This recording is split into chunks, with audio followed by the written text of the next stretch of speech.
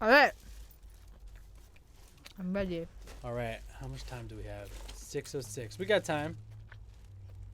We've got time. I'm gonna plug my phone in because it's dead as fuck.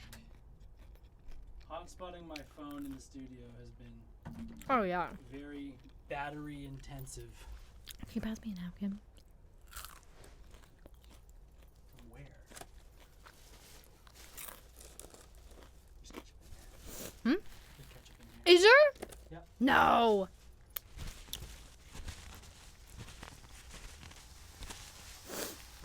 I ate all of this without ketchup. Whoops.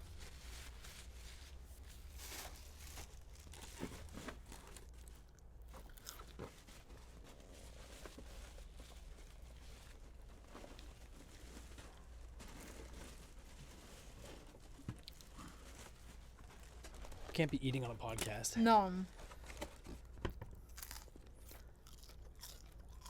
5 minutes till play. Till we play. We can't eat on a podcast, so we're gonna eat before. Yeah. Wait, are you actually recording? It's recording now. We're Oh. live. Great. Just watching us eat food. This wasn't meant to be part of it. It's happened on Joe Rogan. They just like pull out some burgers and fries. They ordered pizza once when Elon was over. And he said that they got some negative review because just for like 10 minutes you heard them just eating food. Just crunching. Yeah. Just Well, we're not. This is the pre-interview where we get ready. what do you think of the burger? Pretty good. Ale House Burgers.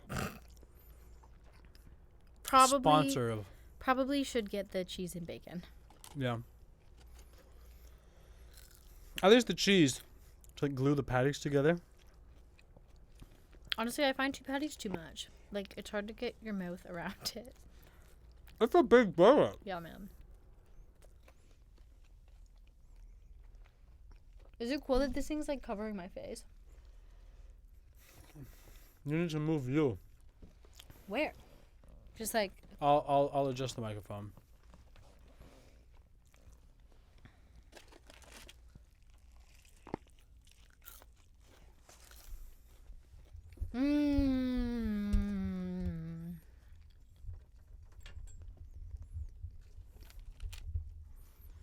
Alright, I'm getting full. I just want some more beef. Save the rest for later.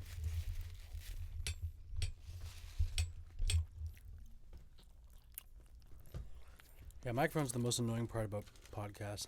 What is? Microphones, Placement? placement.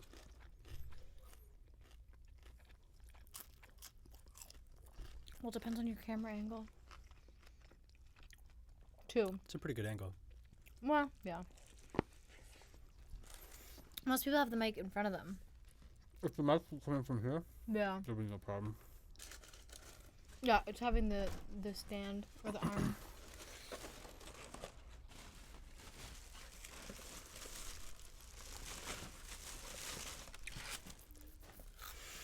Alright, Alright. you're done.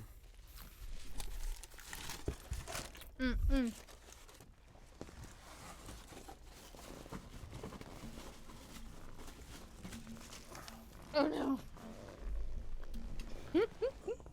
Alright, so just sit tight. Like a human? Sit normally? Sit normally like a human. Or like however you want to sit. Like this, but then option to sit cross-legged like a yogi. The option is there.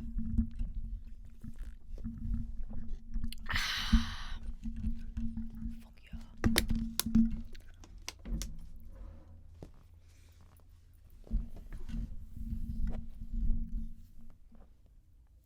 They say look pretty, That'll be okay. be skinny, have a credit score over 750. Make I'm missing a line. Make sure your bank account's not under $1,000. All right. Welcome. We can put a title right here. Or like on the TV screen if we get like a bigger... You can't see the TV I screen. mean, but like we could adjust the angle. I guess. To cut out us. Fine. I guess that's not a good idea. This is a good enough screen. It is. You're right. I'll give that to you. This point.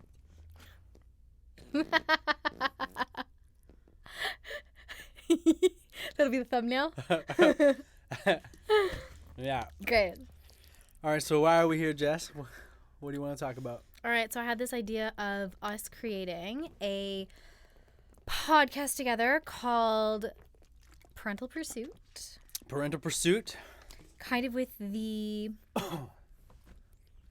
flavor of we're just two strong Capricorn placement type of people trying to navigate our way in this world while also being parents, which is something that is conflicting with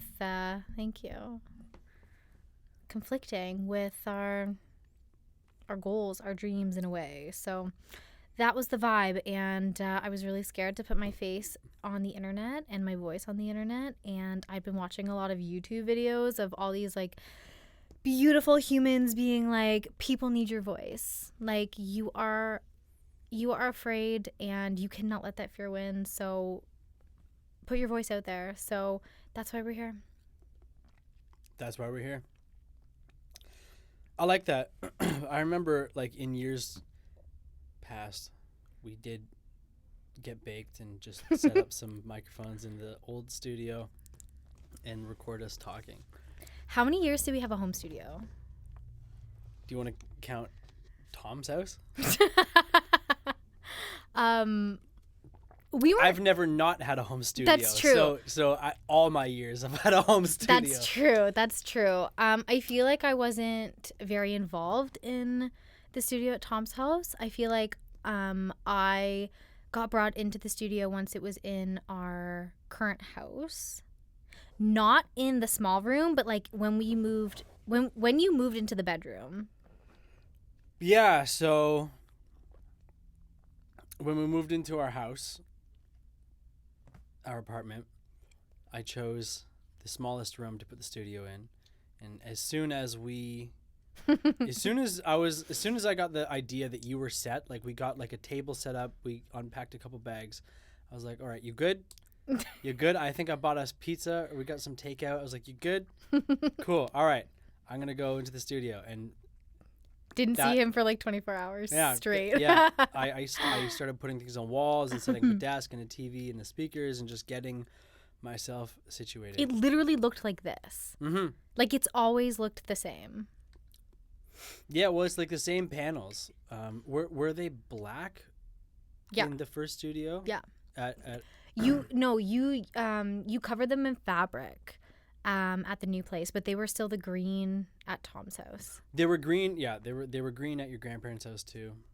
That's right. But it was, we got the black fabric, and I covered them in black, and then I think like one of the oldest pictures on my Instagram is of the corner where I first got the thing set up. I remember feeling so cool. I started like leaning some records on the wall. These records have moved with me from like pretty much since the day I moved out of Mom's house 10 years ago. So there was somebody moved out and put a bunch of moldy records to the curb the day I moved out. So I was like, I'm taking these. I grabbed them, brought them with me, put a few of them up. When I moved out of that house, it was like I was fleeing, like because the roommates had changed. The second year, it was a bunch of weirdos, and I left a box of records there. Yeah. I remember the day that we printed off the jellyfish. I mean, I don't even remember that. The stickers for the... Yeah, and we cut them out and we taped them to the records. And I remember like trying to put them up and making sure that we had all like the colors being in, like we couldn't have two reds together, you know. It had to follow like a pattern. And like trying to put that up in the wall and try to make sure that like they all looked right, evenly spaced yeah out. And some of them have records on them, like you used to remember Manny. Manny was the first one that you printed off his album cover, and you had him sign. Yeah, right up there. Do you remember his album release party? Yeah, Manny had people over to his apartment, and that was that was my one man days. Yes. I wore my that big black poncho thing, like cloak. Yes. It was cozy. You kind of thought you looked like Kanye, I think. Yeah, I had Kanye vibes. My hair was weird. I had glasses. I was still figuring out who I was at that point. What's it been like for you having a studio? Every other guy that you've dated has been like into cars or soccer or something lame like that. I feel like that's a loaded question in a way, because I've always supported your studio. Oh my gosh, weren't we just talking about this today? So Josh and I, for anyone that doesn't know, I feel like we've told this story a million times. Like the people that know us, I feel like know our story, which is fun. But you moved into my house on the second day of knowing me. Yeah, we went on 2 dates. And then I was at work one day, and then I was like, "Oh yeah, you can come over. Just like break into my house. Just come in. Like you can just open the window and unlock the door and just come in." And then from that point on, we lived together. But we were talking today about how this is who I am. But I was like, you can have a studio in this house. Like day 3, I was like, you can have a drawer. You can have whatever. I even set up on the I bought you groceries. Table. I was like, what groceries do you want? Anyways, point I'm trying to make is that I was like, you can have this room for your studio. I've literally, since the beginning, I've been like, this is clearly who I am. This is clearly who you are. So you had the dining room, and then I gave you the second bedroom in that first house, and then you've always had a studio.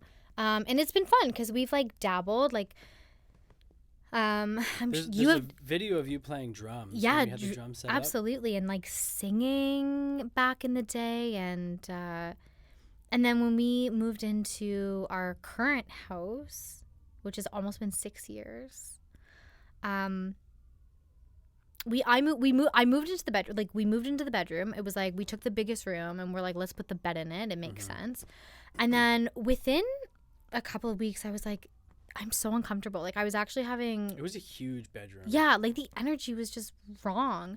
And so I said, this should be your studio. So you got your studio set up, and then I was like, actually tear it all down. You can take the bedroom. Start again. But then you had this beautifully big space. You had a stage in there and a homemade desk, and so it's been fun being a part of it, because I've been there every step of the way, and we have spent so much time in it. Now that the studio's out of the house, like we don't spend time together in the studio, but we used to just like smoke and dream and like, you know, think about the future and talk about our past, and just like that's how we would connect. And we would do music. Oh my god, like you taught me how to. Yeah, you would do beats. Ginger root. There's literally beats like on there which beat album has some of my stuff. I think Our 4 stuff, 4 and under. Yeah, or 3 and 4. Like Yeah. you did a couple up until like you did a couple here and there. You would get your ideas. I was so stressed about those beat albums though. I was like, I'm trying to create this proof of concept for Jellyfish Beats, which was like a beat collective. I wanted to get other producers to contribute to a beat album, and then we would all promo it, you know, but nobody would join me. And I was like, all right, so I'll just make a proof of concept to help convince people. And like every month I was putting out like 10, 12 beats, and it was cool having you do some as well. You would just go through Splice and pick some samples that you liked. Yeah. And I would just come arrange them together. Yeah, and like I did learn, it was fun because I really liked Logic, and then I think what happened was you switched to Ableton, and It felt like a really big learning curve for an activity that I was doing because it was fun and I enjoyed it and it was creative, but I wasn't sure if it was like something that I wanted to really invest, learning another I wasn't Learning another program. Yeah, I didn't know if I wanted to learn another DAW. Though it was kind of fun. You bought me that Andrew Huang iPhone. Oh yeah, that app. It's I forgot cool. about that. It was hard to use, you know. It like I feel like being at your computer and like having like it was nice to have two monitors and you have Splice on one side and then you know you have the MIDI and like it was fun to play around, like in person as opposed to just like specifically on an app. It was fun. I miss it.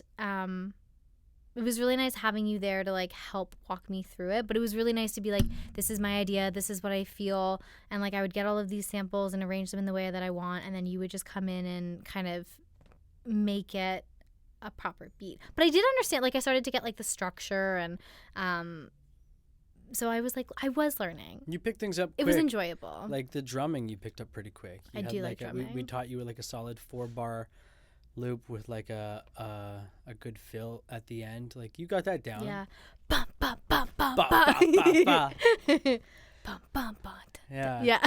Yeah, I want to put the drums in here again just to be able to play them. But now we have a baby. I know. In Parental Pursuit. So I know. So I'm over here still trying to maintain a studio, a music creative outlet. And it's like developed pretty significantly since Tom's house, even your grandparents' house. Yeah. Even the last house, or like our house, our current house. Even yeah, the you last did move studio. out. Yeah, you moved out. I did move out. This is technically space number 4 for argument's sake. Well, I mean, something that I've kind of realized getting this space again, and the studio has always been my space, and it's always been clean and everything's in its space and tidy.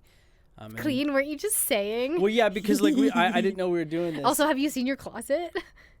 We don't talk about my closet. We don't talk the closet. I've always been a junk drawer person. So Oh my the God. closet is just my junk drawer. Say and that like, 5 times fast. junk drawer. The studio is always super tidy, and everything extra and out of sight just goes in there. Yeah. But yeah, I have been working on maintaining connection with my studio, but it's also like this is like my apartment. Like when we met, I moved into your house, you know, and you bought me groceries, which was cool. But like I moved into your environment, then into your grandparents' house, and like the house we're at now is the first thing that's ours, and having the studio was ours. But like having this separate space is like having my own apartment again. And like I come here and I stay here till 2 or 3, and just like have some time to myself. And because we have a baby, like we're not we're not really coming to visit here.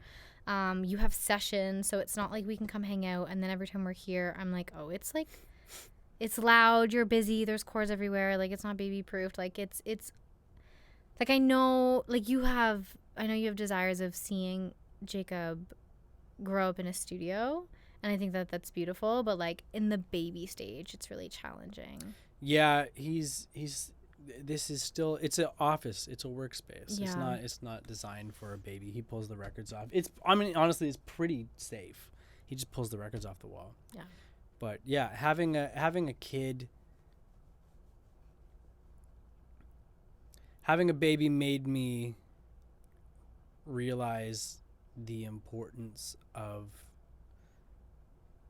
like maintaining connection with myself and what makes me, because like we've spoken before about like getting into a relationship with somebody, you lose yourself and you become one person, you merge, and then you spend some time trying to separate. And so we've done that over the past couple of years, like rediscovering ourselves. But having Jacob, it's like now we're not even us.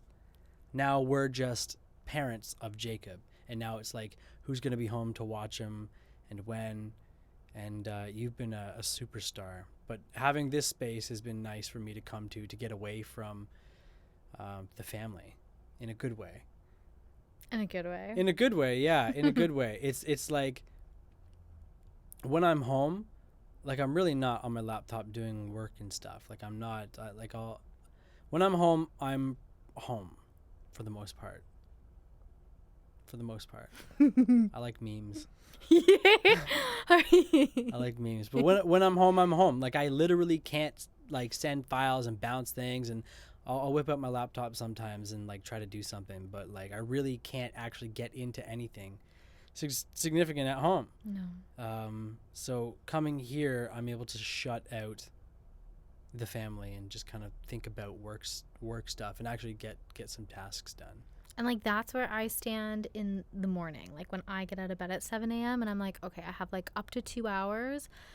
I can be on my laptop. Like, so I've finally started journaling on my laptop, and so that I actually have something that's, like, online if I want to take and use for any pieces of content, or if I need to search things. Like, I find it really hard. I have, like, 5 journals, and I can't find... Like, I have a lot of things dated, but it's really hard to navigate through to, like, piece together where I was. It's going to be so much easier on the computer, but I can't leave the house as much. I don't have an office outside of the home. So for me, it's during the mornings or when he goes to bed on time and I have, like, 2 hours.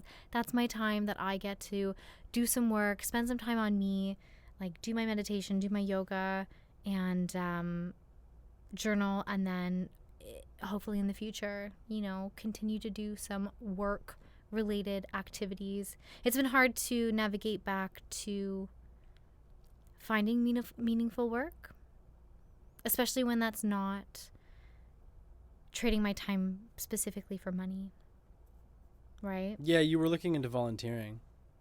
I was looking into volunteering, and I think that that's a valuable thing to add, but I have it in my mind right now that I'm on this path of prosperity and abundance, and I believe truly that being able to volunteer and give is the definition of abundance and prosperity. But I'm just in a space right now where I'm really trying to manifest my time for money, which I haven't done in a while. I've been off work for so long. Yeah. Your world has been shaken up by having a kid, because now you can't even get away.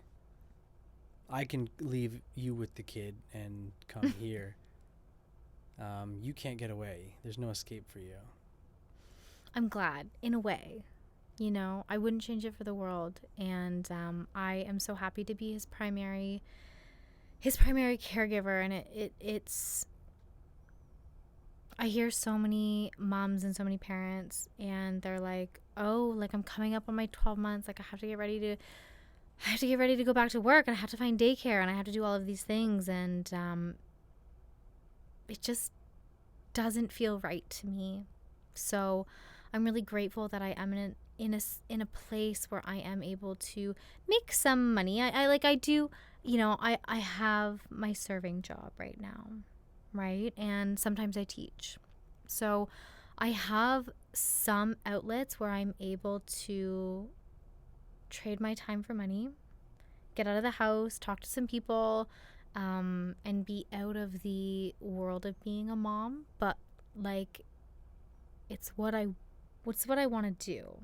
But the beautiful thing about being self-employed or creating content and building social equity that then turns into financial equity is that you have the freedom to create when the time is right, but you can be at home with your family and live your life, and then just come into a space, create, put it out there, and let it be.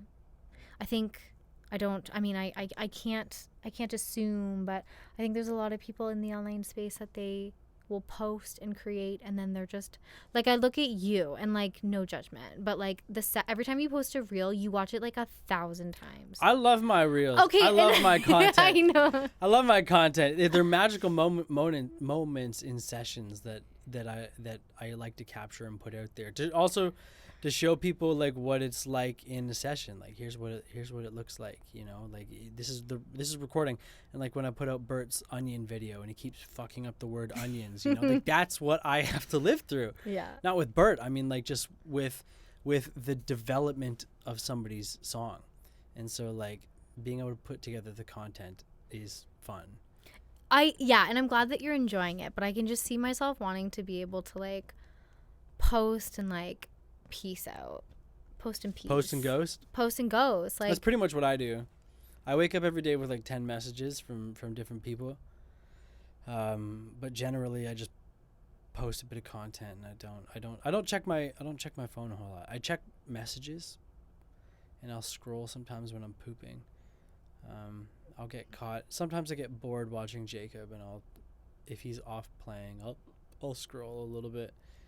But I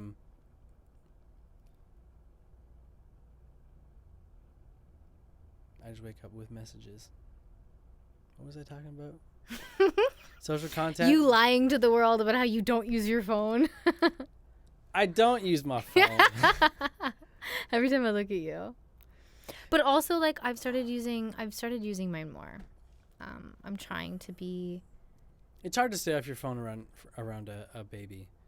What? It's a little boring to just be home all the time with a baby. It's an exercise in presence. I like presents. He's a gift. He is. And that's why engaging with him and watching him and just being in his world is so beautiful, because you miss so much if you're just scrolling and looking at other things. Like, you're missing what's happening in that moment. And, you know, it's a lot of pressure to feel like you have to be there every second of every day. Like, I get that. But I also am the type of person that wants to be slow and mindful and peaceful, and I don't feel like I have a million things to do all of the time. Like, my goal is to slow down and to just be here as much as I can. It's funny because like we're very opposite in a lot of ways. What do you think about your propensity to be slow and my inclination towards speed? I like to stay busy and you like to flounder. Flounder is not the right word. You like to meander through goals. Well,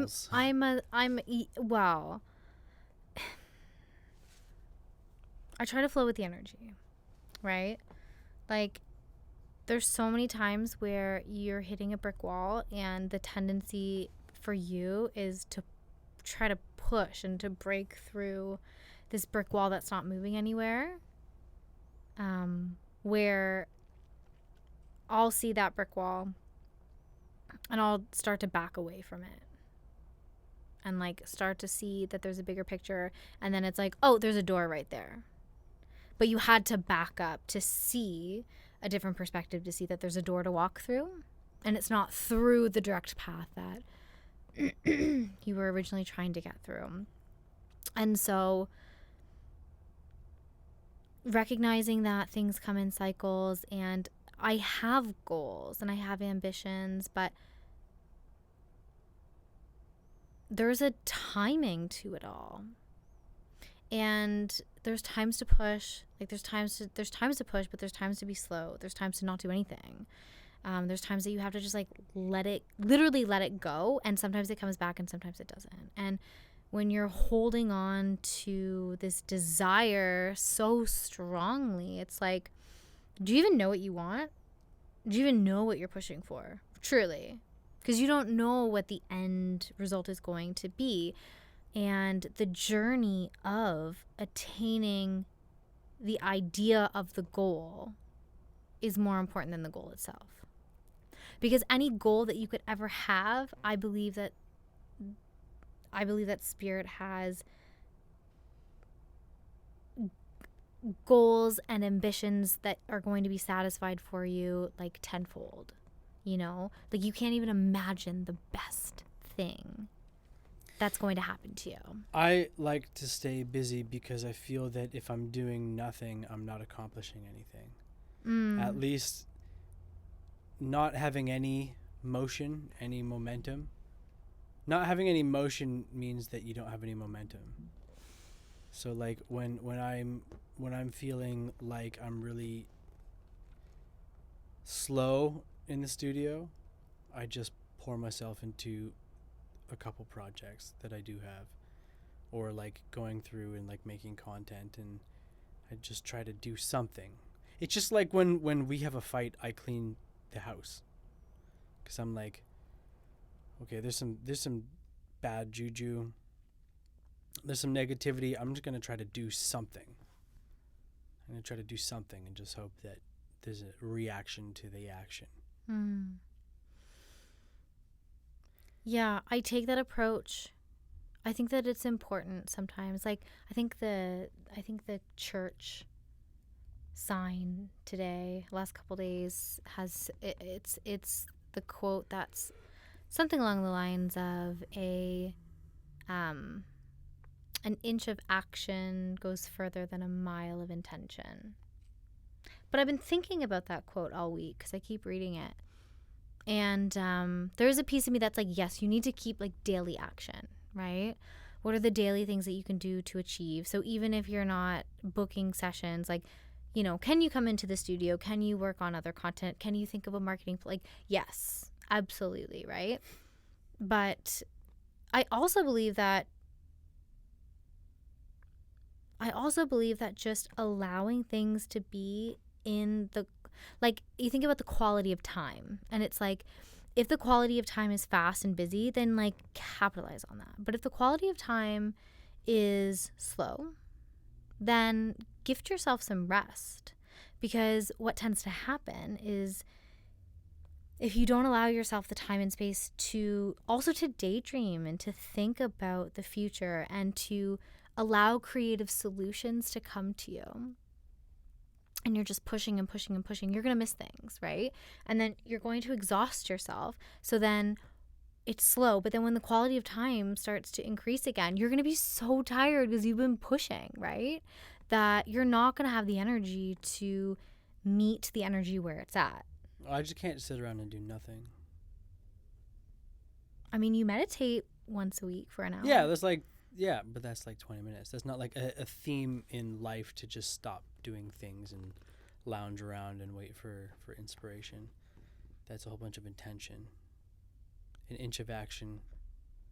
I know. Oh, yeah. So and to continue on that thought, but like going to the woods in and of itself is an action, right? Conversing with nature, being in nature, go for a walk.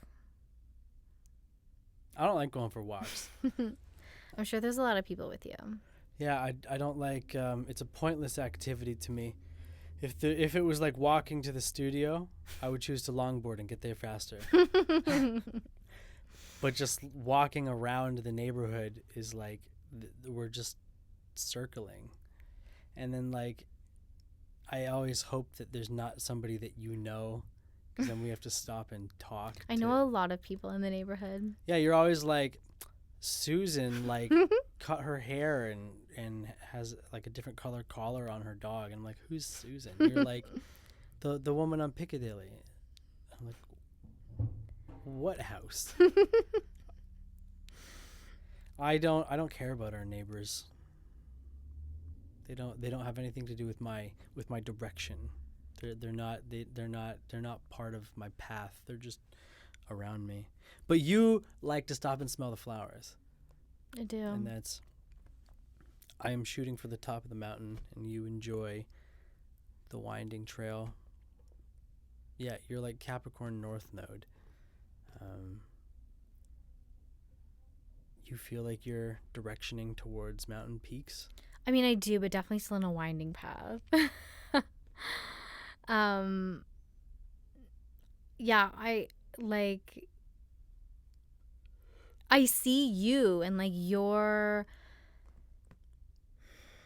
an example of the energy, and I try to learn from you and try to understand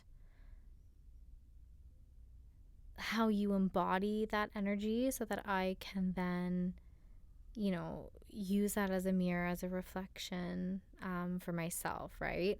But that's the beauty. Like, we have such different energies, and so many things are like at play, right?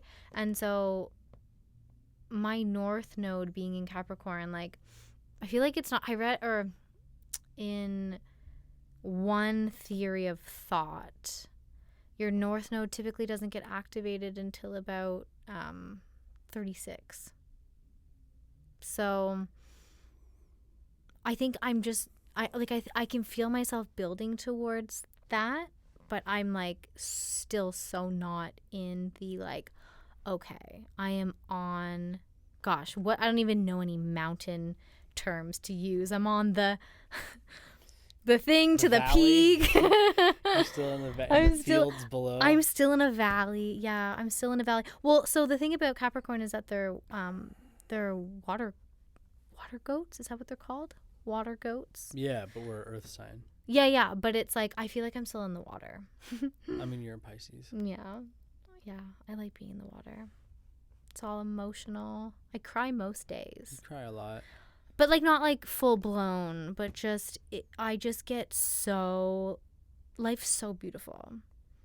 And I just cry because I'm like just so overwhelmed with the beauty and the love and the grace and just, it's just so divine. Too divine. I don't really see it. I'm so focused on the things that I have and want to do that I'm just living it.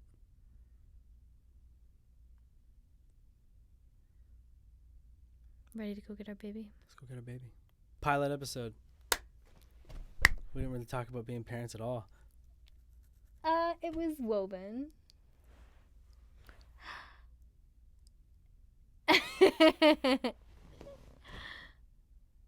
Peace. There we go. We did it. You gotta make sure I go to bed on time. Dude. 3 a.m. What I threw a paint spatula at you today. I was like, bro. And you kept being like, let me show you this. Let me do this. And I'm like, brush your teeth and go to bed. And you were like, I don't want to. I don't want to. I don't want to. Nah, dog. I wanted to still stay up and like scroll on Instagram. That's your inner teenager. I don't want to. I don't want to. Okay. I hate going to bed. I'm really sleepy though. I hate waking up even more than I hate going to bed. Yeah, but like things aren't that bad when you go to bed at like 11. Yeah, but I don't want to go to bed at 11. That's so early. I could watch like episodes of stuff. That was fun. Yeah. My boob hurts.